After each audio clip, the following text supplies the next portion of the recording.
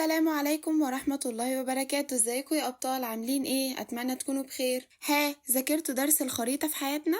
يبقى يلا بينا مع بعض نحل تدريبات كتاب المدرسة. وأول سؤال معانا يا أبطال هو: اكتب كلمة صواب أمام العبارة الصحيحة وكلمة خطأ أمام العبارة غير الصحيحة. وأول عبارة معانا بتقول: تحديد الأماكن والاتجاهات على الخريطة يحتاج إلى وردة البوصلة. العبارة دي صح ولا غلط؟ لازم نقرأ الجملة اللي قدامنا دي كويس عشان نعرف هي صح ولا غلط، لأن ممكن كلمة واحدة بس في العبارة تخليها غلط. نقول واحدة واحدة: تحديد الأماكن والاتجاهات على الخريطة بيحتاج إلى وردة البوصلة. الإجابة هتبقى إيه؟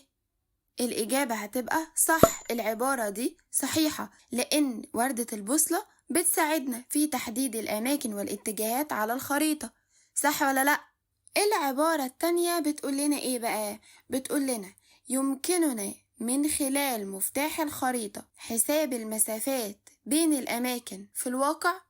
العبارة دي صح ولا غلط؟ نسأل نفسنا ونقول: هو مفتاح الخريطة بيحسب المسافات بين الأماكن في الواقع؟ مفتاح الخريطة بيعمل كده؟ الإجابة هتبقى إيه؟ غلط. ليه؟ لأن مفتاح الخريطة بيعمل إيه؟ إحنا أخدناها. فكروا معايا. بيشرح معنى الألوان والرموز المستخدمة في الخريطة. طب فاكرين مين اللي بيحسب المسافات بين الأماكن في الواقع؟ فاكرين مين اللي بيعمل كده؟ مقياس الرسم. شطار، برافو عليكم. يبقى العبارة دي هتبقى خطأ. تمام. تالت عبارة معانا يا أبطال بتقول لنا إيه بقى؟ نلون السهول باللون الأخضر على الخريطة. صح ولا غلط؟ إحنا أخدنا الألوان اللي موجودة على الخريطة، وكل لون بيبقى معناه إيه؟ اللون الأخضر بيبقى معناه إيه؟ بيبقى معناه الأراضي اللي مش مرتفعة. زي إيه؟ زي السهول. يبقى اللون الأخضر معناه سهول في الخريطة. يبقى الإجابة هتبقى صح. أيوة كده، أنا عايزاكم تجاوبوا معايا. وقفوا الفيديو وفكروا في الإجابة وبعد كده شغلوه تاني وتأكدوا من إجابتكم. تمام. العبارة اللي بعد كده بتقول إيه بقى؟ تساعدنا الخريطة في تعرف الأماكن من حولنا. العبارة دي صح ولا غلط؟ الخريطة بتعرفنا الأماكن من حولنا. الإجابة دي إيه؟ صح. الإجابة دي صحيحة، برافو عليكم. كده احنا خلصنا أسئلة صح أم خطأ. ننقل على السؤال اللي بعده. يلا بينا. اختر الإجابة الصحيحة. أول سؤال معانا: أي من العناصر التالية يعبر عن موضوع الخريطة؟ مفتاح الخريطة ولا وردة البوصلة ولا عنوان الخريطة ولا مقياس الرسم؟ فكروا كويس. بيعبر عن موضوع الخريطة. مين اللي بيعبر عن موضوع الخريطة؟ صح، برافو عليكم. عنوان الخريطة. أيوة كده. السؤال اللي بعده بيقول: تظهر المرتفعات على الخريطة باللون الإيه؟ البني ولا الأخضر ولا الأزرق ولا الأصفر؟ المرتفعات على الخريطة بتبقى باللون الإيه؟ البني. أيوة كده، صح، باللون البني.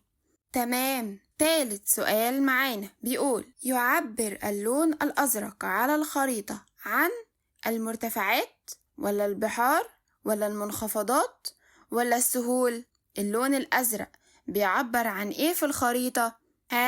سهلة دي. البحار، برافو عليكم، صح كده. السؤال اللي بعده بيقول لنا إيه بقى؟ أي من هؤلاء يستخدم الخريطة في تحديد المواقع العسكرية؟ المعلم ولا السائح ولا المزارع ولا الجندي؟ مين فيهم اللي بيستخدم الخريطة في تحديد المواقع العسكرية؟ مين أصلا في دول اللي عنده مواقع عسكرية؟ هيبقى إيه؟ الجندي. أيوة كده، هايل. إحنا كده خلصنا سؤال اختر الإجابة الصحيحة. هننقل بعد كده بقى على سؤال أكمل العبارات التالية. أول عبارة بتقول: الشكل المبسط لفكرة الخريطة هو إيه؟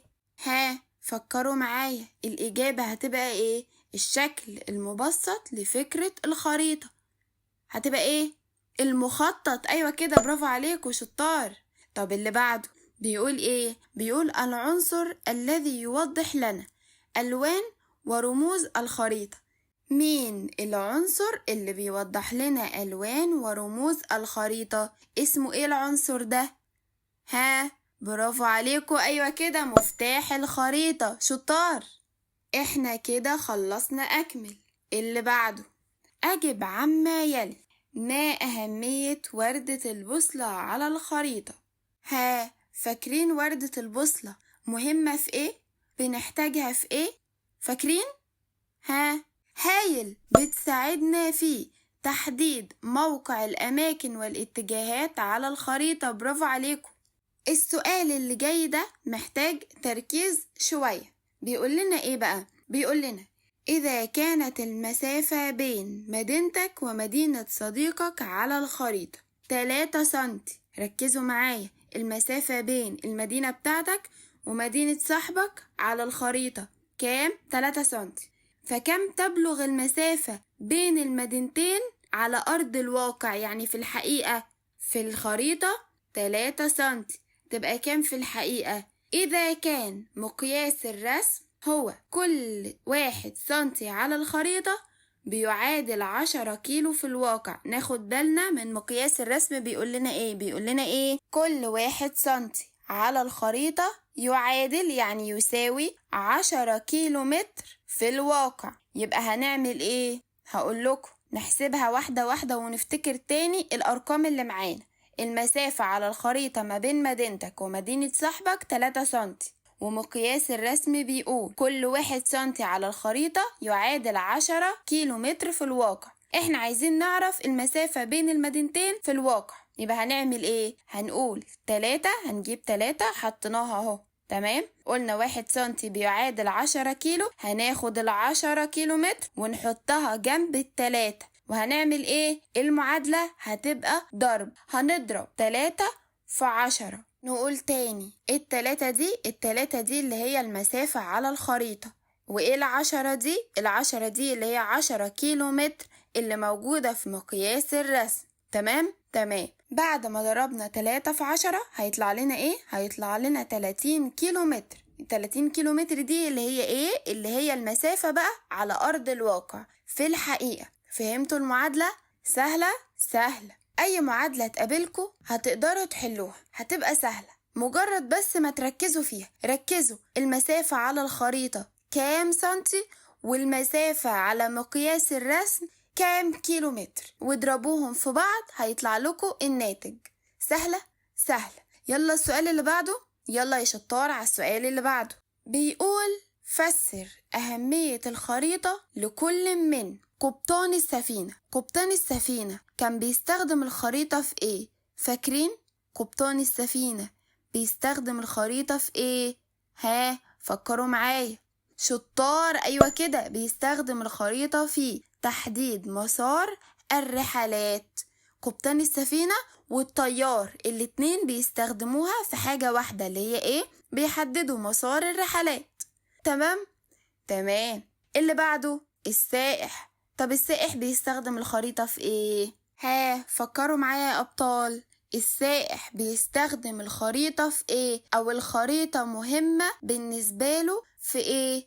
ها، صح، بيستخدمها في الوصول للأماكن السياحية والأثرية. هايل. بعد كده يا أبطال بيقول لنا التلميذ بيستخدم الخريطة في ايه؟ ها، فكروا معايا، التلميذ ممكن يستخدم الخريطة في ايه؟ صح، بيستخدمها في المذاكرة، برافو عليكم. هايل يا أبطال، والله بجد انتوا فعلا شطار. احنا كده يا أبطال خلصنا تدريبات كتاب المدرسة عن الدرس التاني، الخريطة في حياتنا. ويا أبطال لو أي حد عايز يسأل عن أي حاجة أو يستفسر عن أي حاجة ليها علاقة بالدرس أو أي حاجة ليها علاقة بطريقة المذاكرة، تقدروا تتواصلوا معايا على الفيسبوك وعلى الواتس.